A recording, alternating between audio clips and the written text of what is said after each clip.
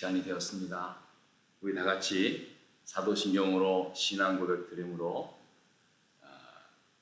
2월 셋째 주 토요 아침 기도회를 시작하도록 하겠습니다. 다 같이 고백합니다. 전능하사 천지를 만드신 하나님 아버지를 내가 믿사오며 그 외아들 우리 주 예수 그리스도를 믿사오니 이는 성령으로 잉태하사 동정녀 마리아에게 나시고 본디오 빌라도에게 고난을 받으사 십자가에 못 박혀 죽으시고 장사한 지 사흘 만에 죽은 자 가운데서 다시 살아나시며 하늘에 오르사 전능하신 하나님 우편에 앉아 계시다가 저리로서 산 자와 죽은 자를 심판하러 오시리라. 성령을 믿사오며 거룩한 공회와 성도가 서로 교통하는 것과 죄를 사하여 주는 것과 몸이 다시 사는 것과 영원히 사는 것을 믿사옵나이다. 아멘. 우리 찬송가는 310장 아 하나님의 은혜로 함께 찬양합니다.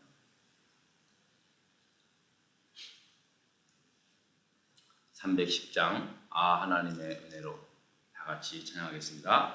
아 하나님의 은혜로 있을 데 없는 자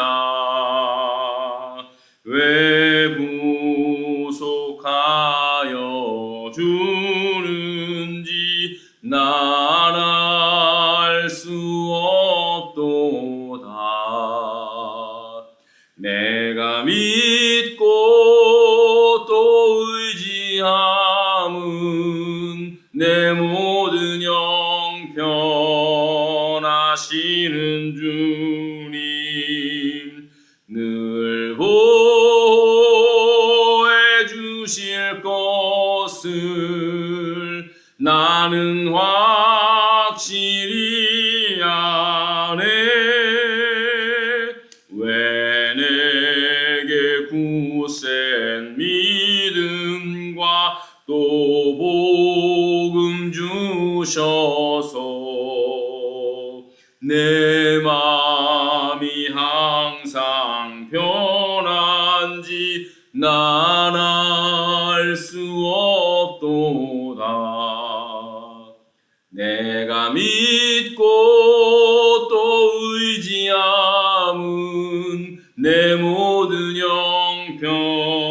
형편하시는 주님 늘 도해 주실 것을 나는 확실히 아네. 왜 내게 성령 주셔서 내 마음 감동해 주 예수 믿게 하는지 난 알 수 없도다. 내가 믿고 또 의지함은 내 모든 형편하시는 주님 늘 돌보해 주실 것을 나는 확실히 아네. 주 언제 강림하실지 혹 밤에 혹 낮에 주님 만날 그곳도 난 알 수 없도다. 내가 믿고 또 의지함은 내 모든 형편하시는 주님 늘 보호해 주실 것을 나는 확실히 아네. 아멘. 우리 함께 기도하겠습니다.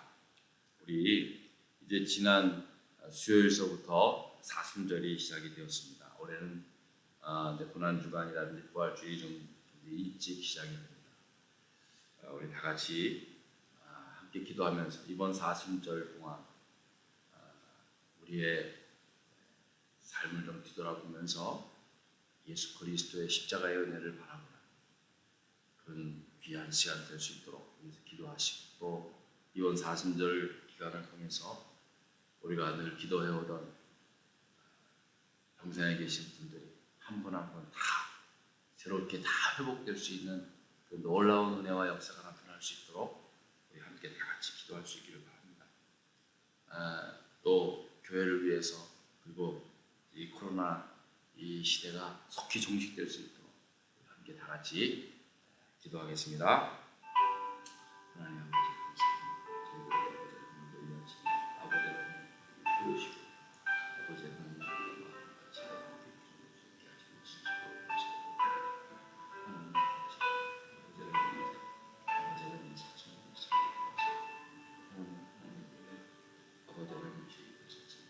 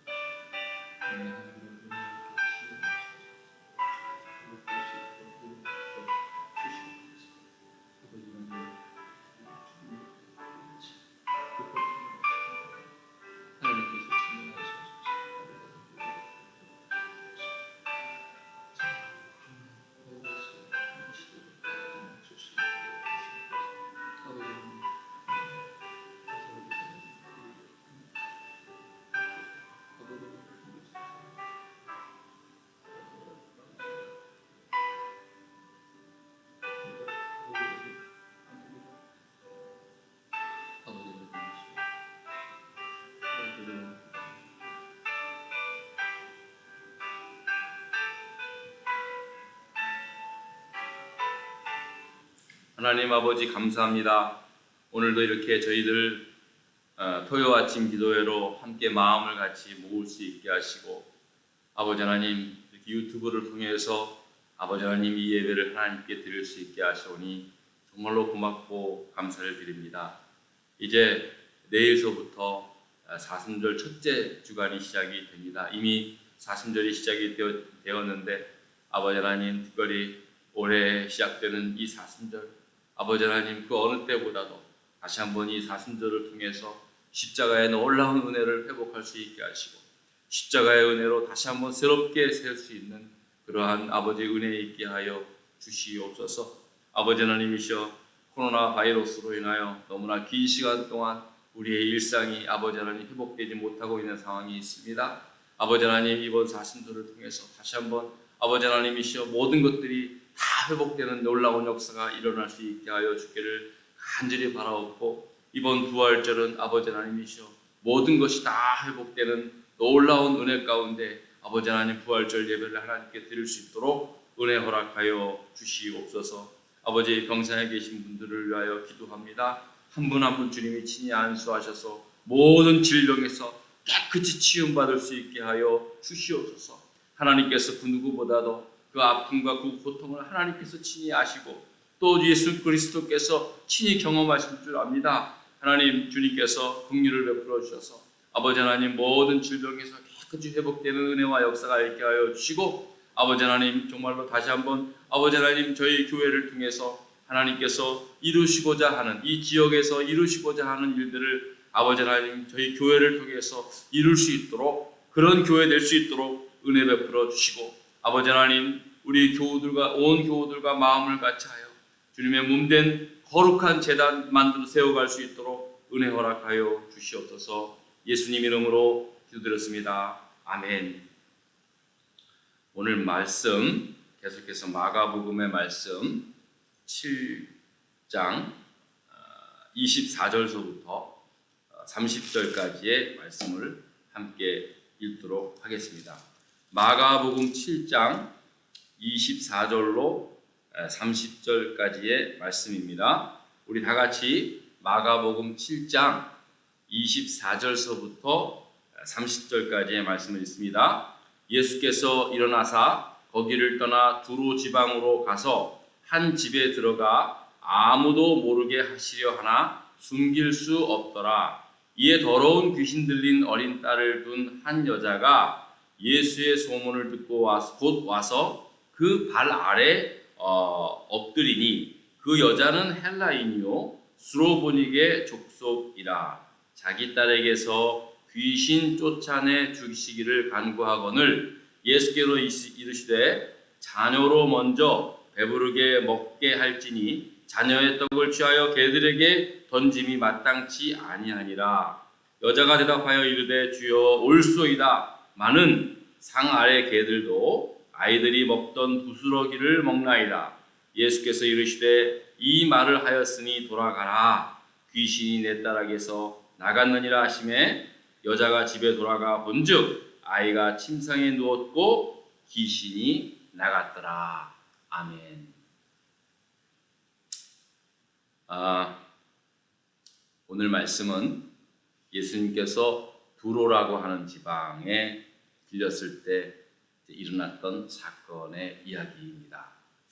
이 두로라는 지방은 성경에 많이 그 지명이 거론되고 있는데요. 위치상으로 봤을 때 예수님께서 자라나셨던 그 고향 나사렛 그리고 활동하셨던 주무대였던 그 갈릴리 그 위쪽에 그 위쪽 지중해 쪽에 있는 도시입니다. 지금은 레바논 지역에 레바논이라는 나라에 있는데요. 타이르라는 그런 지명인데 마치 그 두로라는 지방은 지금의 시애틀 도시랑 굉장히 흡사합니다. 굉장히 흡사하고 그 당시 두로는 오래전부터 그 지중해 지역의 무역의 중심지였던 아주 굉장히 유명한 도시입니다.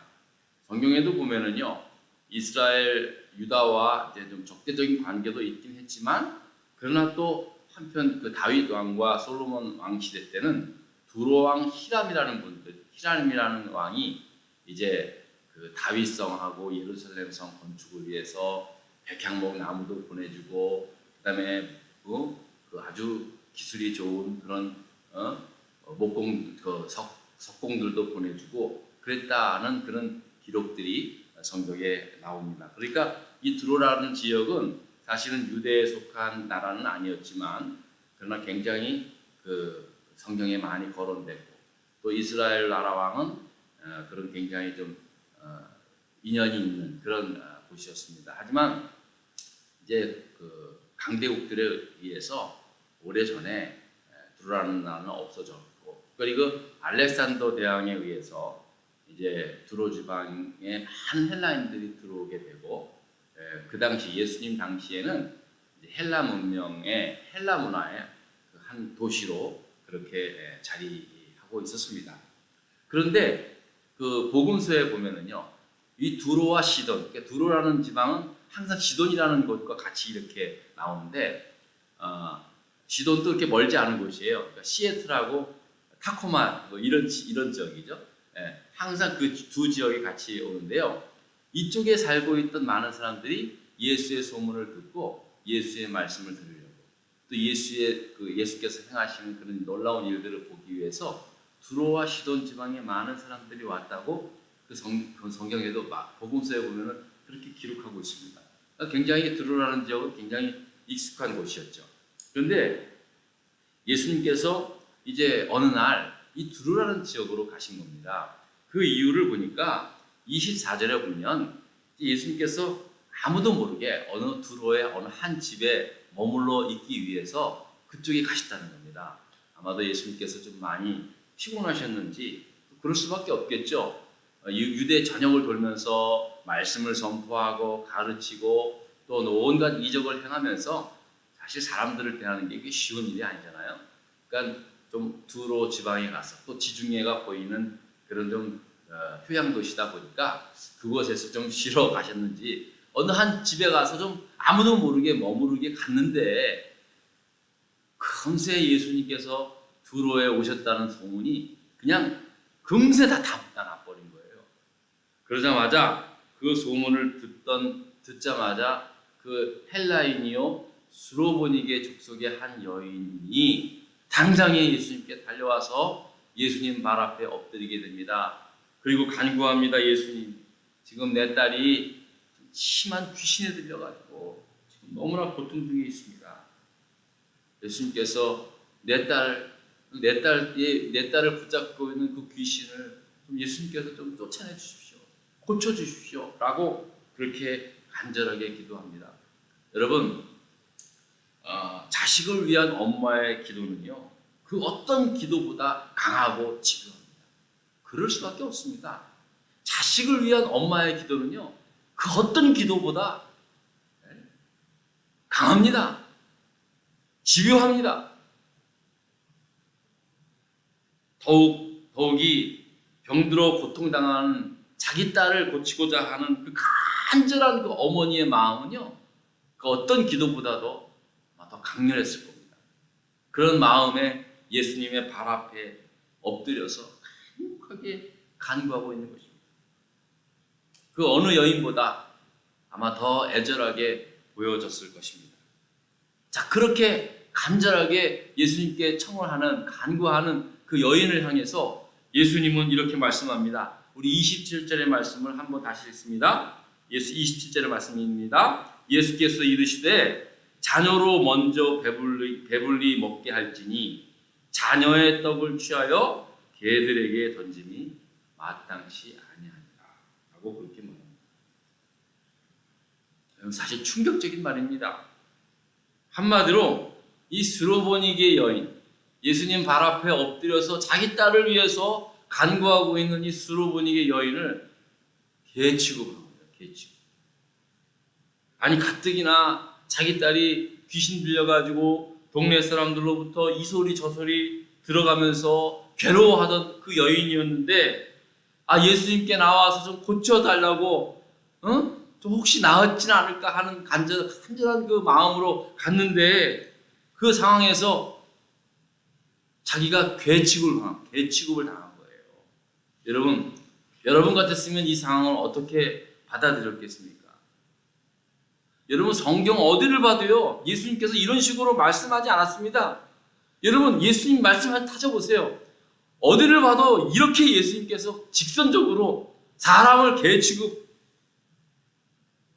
말씀은 없습니다. 아무리 생각을 해봐도 예수님의 이 말씀은 사실 가히 충격적이다라고 그렇게 말씀을 드릴 수 있습니다. 한마디로 정말 충격적인 말을 수로보니게 여인이 들은 겁니다. 근데 또 반대로 이렇게 생각해 보면은 예수님께서 그 어느 곳에도 그 병든 사람을 위해서, 치료를 위해서 그렇게 간구하고 있는 사람한테 그런 말씀을 한 적 없거든요. 그 어떤 사람일지라도. 그런데 예수님께서 그 수로보니 여인에게 그렇게 충격적인 말씀을 하셨다는 것은 그렇게 말씀할 수밖에 없는 이유가 있었기 때문이었다라고 그렇게도 우리가 생각할 수 있는 것입니다. 여러분, 안 그렇겠습니까? 왜 나한테만 그래 그러잖아요. 근데 너한테 그렇게 할 수밖에 없는 상황이기 때문에 그런 거 아니겠습니까? 우리가 인간관계에서도 그렇잖아요, 그죠? 그러니까 사실은 이 수로보니 여인에게 한 말에 있어서는 가히 충격적일 수 있지만 예수님께서 그렇게 말씀하실 수밖에 없는 그러한 이유도 있었을 것이다 라고 그렇게 우리가 받아들일 수 있는 것입니다. 자, 그런데 사실은요, 이 여인의 태도입니다. 이게 더 놀라운 겁니다. 보통 사람들 같았으면은요, 도저히 참지 못할 그런 말이었습니다. 예나 지금이나 누구든지 사람에게 개 취급을 하는 건 이건 심각한 모독이요, 아주 심한 욕이 되는 겁니다. 그런데 이 수로보니게 이 여인은 자기를 개 취급하는 그 예수님의 그 말에 대해서 28절에 이렇게 말씀합니다. 우리 28절도 한번 읽어볼까요? 시작. 여자가 대답하여 이르되 주여 올소이다. 많은 상 아래 개들도 아이들이 먹던 부스러기를 먹나이다. 라고 그렇게 말씀을 합니다. 야, 이게 얼마나 놀랐습니까? 네, 주님 예수님 말이 옳아요. 전 개입니다. 차라리 개로 여겨주십시오. 강아지로 여겨주십시오. 그런데요, 그런 개도요, 주인의 상에 떨어지는 그 아이들이 먹다가 떨어진 그 부스러기 먹고 살지 않습니까? 그러니 그 부스러기 은혜라도 제게 베풀어 주셔서 제 딸을 좀 고쳐주세요. 라고 그렇게 대답을 한 겁니다. 사실 예수님은 내심으로 좀 깜짝 놀랐을 겁니다. 그렇게 대답하는 수로보니게 여인의 말을 듣고 더 이상의 말이 필요 없었습니다. 그냥 돌아가라. 내 딸에게서 귀신이 나갔느니라 라고 그렇게 말씀하십니다. 정말로 수로보니게 여인이 집에 와보니 자기 딸이 침대에 누워있고 자기 딸을 괴롭혔던 모든 그러한 귀신들이 다 떠나간 것을 보게 됩니다. 그러니까 이 수로보니게 여인이 네 맞습니다. 나는 개입니다. 라고 말하는 그때에 귀신이 그때 그렇게 고백할 때 그렇게 자신을 인정할 때 떠나게 된 겁니다. 그러니까 결과적으로 봤을 때 예수님께서 하신 말씀은 정말로 충격적인 말이지만 그렇게 말씀을 하신 것은 이 수로보니게 여인과 그 딸을 괴롭혔던 귀신과 무슨 인과관계가 있었던 걸로 그렇게 판단할 수밖에 없는 겁니다. 어쩌면 정말로 이 헬라이니오 수로보니게 여인은 진짜로 그의 삶이 개처럼 살았던 그런 이유로 자신을 개로 비유하시는 말씀에 예 맞습니다. 내가 정말 그랬습니다. 예수님 말씀 옳습니다. 라고 회개하며 고백하는 그런 심정으로 예수님께 그런 고백을 했을지도 모릅니다. 뭐 성경에 나와 있는 얘기가 아니니까 단언하지는 못하겠지만은요, 실제로 수로보니게 여인은 그렇게 자신을 인정한 겁니다. 그렇게 인정하니까 이 수로보니게 여인이 주여 맞습니다. 그런데 예수님 개들도 주인의 상에서 떨어지는 그 부스러기 먹고 산다고 그렇게 말하고 할 수 있지 않겠습니까? 자신을 개로 인정하니까 그렇게 인정하니까 그런 말이 나오는 거예요. 그런 말이 나오는 거예요. 여러분 그거 인정 못하면은요 그 개들도 주인의 상에서 떨어지는 부스러기를 먹고 산다는 말을 할 수가 있을까요? 그런 생각을 할 수가 있을까요? 절대로 못합니다. 절대로 못합니다. 근데 수로보니게 여인의 대답이 사실 놀라웠거든요. 예수님도 깜짝 놀랄 정도였거든요. 근데 그렇게 인정을 하니까 그게 보이는 거예요. 네, 맞습니다. 자신이 인정하니까 그 정말로 개가 그 주인의 상에서 떨어지는 부스러기를 먹고 사는 것을 그렇게 보이는 거예요. 그래서 대답할 수 있는 거죠. 여러분, 우리도요, 하나님의 말씀을 읽고 묵상하다가 때로는 정말로 나에게 찔리는 말씀을 만납니다. 저는 만난다고 좀 말하고 싶어요. 말씀도 하나님의 인격이잖아요. 살아있는 하나님이잖아요. 그렇기 때문에 우리가 말씀을 읽지만 사실은 만납니다. 나에게 확 찔리는, 내 가슴을 후벼파는 말씀을 만납니다. 다른 사람이 아니라 바로 나에게 해당되는 나를 책망하시는 그런 나만이 알고 있는 그런 일에 대해서 강하게 꾸짖는 하나님의 말씀을 만납니다. 어떨 때 막 귓가에 막 들려지는 것 같습니다. 또 어떨 때는 그 목회자들의 설교를 통해서 자기 스스로 자기 마음을 에어파는 아주 후벼파는 그러한 말을 듣게 됩니다. 그럴 때 우리는 대부분 어떻게 합니까? 인정합니다. 네, 그렇습니다. 하지만 꼭 우리는 핑계를 댑니다. 어쩔 수 없는 상황이었다. 어떡합니까? 세상이 그런데. 라는 식으로 우리 스스로를 합리화할 때도 얼마나 많이 있었습니다. 여러분, 그러나 수로보니 여인을 보십시오. 네, 맞습니다 하고 그대로 인정하잖아요. 그러니까 그게 보이는 거예요. 여러분, 다윗 왕 잘 아시죠? 다윗 왕 부하들 가운데 가장 충직했던 우리아라는 그러한 장군이 있었습니다. 근데 이 장군의 아내였던 바세바를 이 다윗이 범하지 않습니까? 임신까지 시킵니다. 그래서 이 죄를, 자신의 행한 이 죄를 감추기 위해서 전쟁터에 나가 있는 그 우리아를 불러서 그 부인하고 어떻게든지 간에 이렇게 그 동침을 시켜가지고 자기의 개를 가리려고 합니다. 근데 그 부하는 너무나 아주 충성을 다하는 부하였기 때문에 지금 전쟁터에서 내 부하들이, 내 동료들이 싸우고 있는데 내가 그렇게 부인이랑 한가하게 지낼 때가 아니라고. 결국 다윗이 어떻게 합니까? 자기 죄를 감추기 위해서 우리아를 전쟁터 맨 앞에 최전방에 보내서 죽게 합니다. 다윗이 죽게 한 겁니다. 다윗이. 그 하나님께서 사랑했던 그 다윗이 그 엄청난 짓을 행합니다. 하나님께서 다윗의 죄를 더 이상 목도할 수 없었습니다. 하나님은 나단 선지자를 보내서 다윗의 죄를 책망하셨습니다. 바로 당신이 그런 사람이라고. 그 가난한 목동의 가난한 자의 그 양을 빼앗은 부자와 같은 당신이 그런 사람이라고. 하나밖에 없는 양을 빼앗아 그것을 당신이 취한 그 악독한 부자가 바로 당신이라고 나단 선지자가 다윗을 향하여 꾸짖습니다.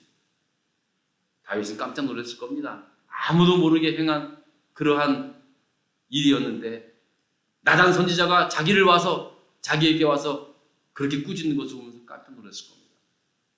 아마 보통 왕이었으면 자기의 죄를 가리기 위해서 얼마든지 나단 선지자를 제거할 수 있었을 것입니다. 다윗 왕 정도면 충분히 그러고도 남을 만한 그러한 권력을 가진 사람이었습니다. 그런데 다윗은 어땠습니까? 그 말을 듣는 순간 그대로 인정했습니다. 땅바닥에 무릎을 꿇고 정말로 통렬하게 회개합니다. 시편 51편을 보면은요, 얼마나 회개하고 눈물을 흘렸는지 자기의 그 흘린 눈물이 침상을 띄울 정도로 그렇게 회개했노라고 얘기를 합니다.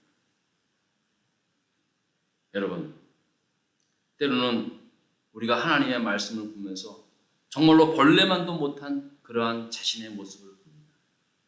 그래서 여러분, 찬송가에 그런 이 찬송이 있잖아요. 웬 말인가 나 위하여 주 돌아가셨나, 이 벌레 같은 날 위해 주 돌아가셨나. 이 벌레 같은 나를 위해서 예수님이 돌아가셨다는 찬송. 그 찬송을 지은 그 작시가는 자기를 벌레로 표현한 거예요. 그걸 안 거죠. 여러분, 이제 사순절이 지난 수요일서부터, 제 수요일이라는 그 수요일서부터 시작이 됐고, 이제 내일은 사순절 첫째 주일이 시작입니다. 저는 이번 사순절을 통해서 정말 하나님께서 말씀하시는 그 말씀을 통해서 또 사순절을 묵상하면서 예수 그리스도의 십자가를 통해서 다시 한번 우리 주님께서 나의 죄를 위해서 십자가에 피 흘리시고 십자가에서 단번에 죽으신 그 은혜를 다시 한번 깨닫게 되기를 바랍니다. 십자가를 통해서 정말로 이 수로보니게 여인과 같은 고백이 우리 안에 있기를 간절히 바랍니다. 맞습니다. 주님 맞습니다. 주님 내게 하신 그 말씀이 맞습니다. 나는 그런 사람입니다. 그런 삶을 살았습니다. 그럼에도 불구하고 예수 그리스도의 십자가의 은혜가 있잖아요. 그 은혜가 아니면 내가 어떻게 삽니까? 라고 하는 그런 간절한 은혜로 여러분 모두 다시 한번 십자가의 은혜로 새로워지는 그런 놀라운 은혜와 은혜의 시간이 되기를 주의 이름으로 축원드립니다. 기도하십시오. 하나님 아버지 감사합니다. 오늘 귀한 말씀을 통해서 다시 한번 우리의 삶을 돌아봅니다. 우리도 하나님의 말씀을 통해서 정말 나를